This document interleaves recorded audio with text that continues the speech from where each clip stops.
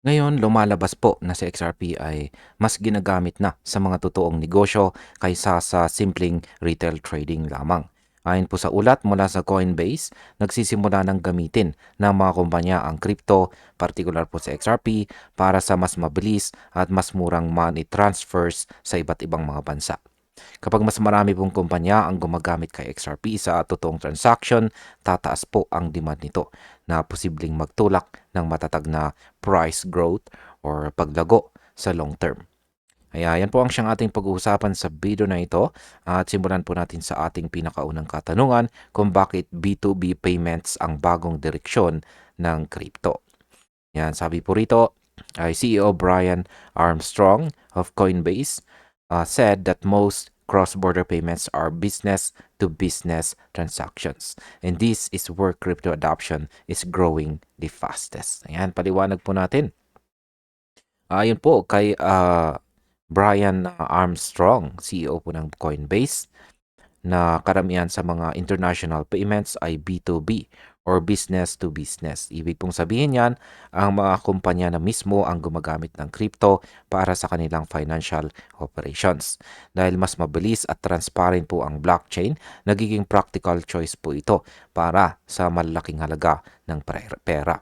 Sa market impact, ang pag-shift po sa B2B ay nagpapakita na papasok na po ang crypto sa seryosong yugto ng adoption, kung saan si XRP ay may malaking papel dahil sa kanyang speed at saka low fees or mababang transaction fee.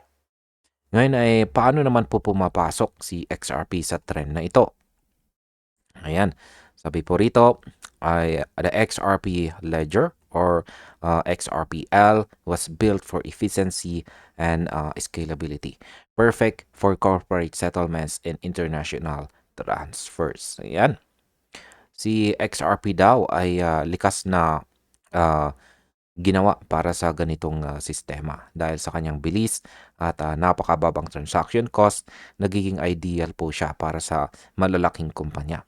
Ang Government Blockchain Association pa nga ay nag-classify kay XRP bilang isang B2B blockchain na sumusuporta po sa fiat-to-fiat at fiat-to-crypto transfers.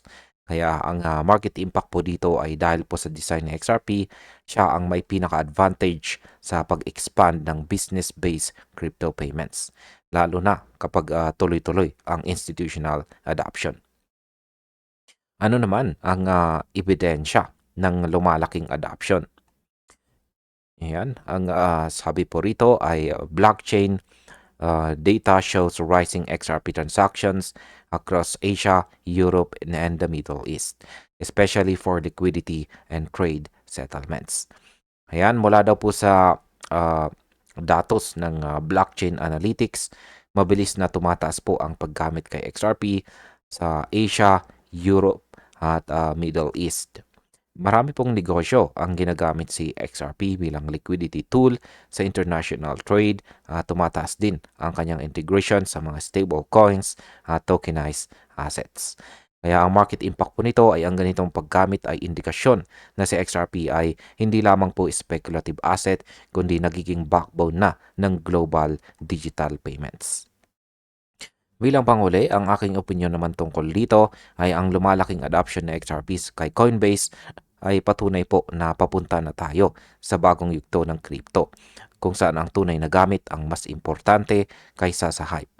Kung tuloy-tuloy po ang trend na ito, si XRP ang maging pangunahing haligi ng global payment system sa mga darating na taon. At ayan, hanggang dito na lamang po tayo sa video na ito mga crypto. Maraming salamat sa panonood.